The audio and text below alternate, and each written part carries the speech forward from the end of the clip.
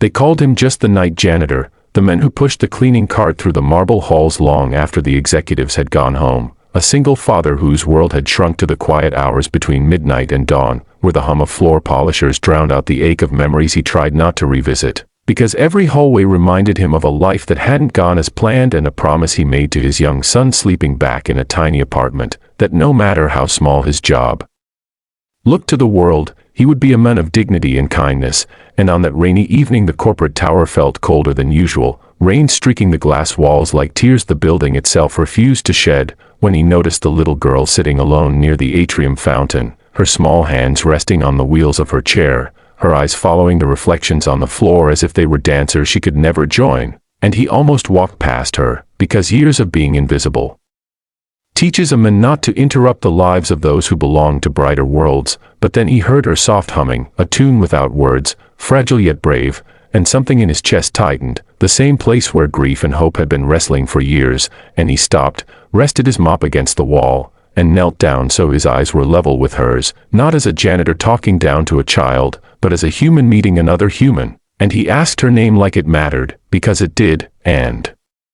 she told him with a shy smile that wavered like a candle in wind, explaining in careful words that she was waiting for her mother who worked very late and that she loved music because it made her feel like she could move even when her legs would not listen. And he nodded, understanding more than he let on, because life had taught him that not all limitations are visible. And when the soft instrumental music began playing from the building's hidden speakers, some automated after-hours playlist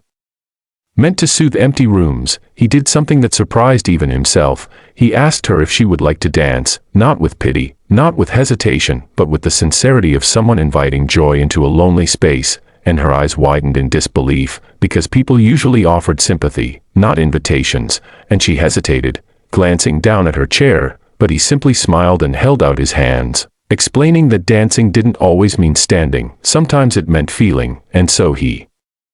placed one hand gently in hers and the other on the wheel, moving slowly, letting the rhythm guide them as he spun her chair in small circles, matching her laughter with careful steps, his boots squeaking faintly against the polished floor. And for a moment the towering building seemed to disappear, replaced by something softer and warmer, a place where kindness mattered more than titles. And what neither of them knew was that from behind a marble pillar stood a woman in a tailored suit worth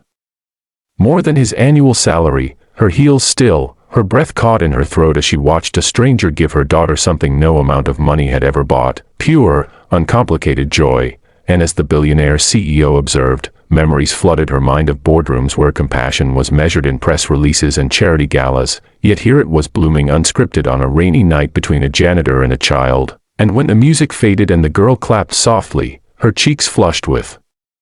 happiness, she hugged him without warning, arms wrapping around his neck with a trust that broke something open inside him, reminding him why he kept going even when the world felt heavy. And it was only then that the woman stepped forward, her voice steady but eyes shining, thanking him not as an employer thanks an employee, but as a mother thanks a guardian angel. And he stood quickly, embarrassed, apologizing if he had crossed a line, but she shook her head, telling him that lines were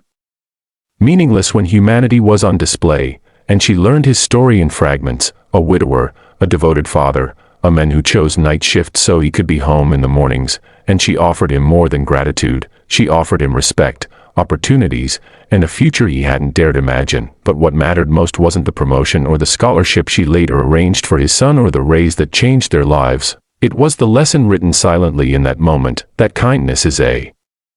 language everyone understands, that dignity doesn't come from job titles, and that sometimes the smallest acts are watched by the most powerful eyes. And as the scene faded into a future brighter than any of them expected, one truth remained clear: every act of goodness has an audience, even when you think no one is watching. And if this story touched your heart, if you believe compassion still matters in a world obsessed with status, then subscribe to this channel, because stories like these remind us who we can be when we choose kindness, and your support helps keep these powerful human moments alive for others who need hope today.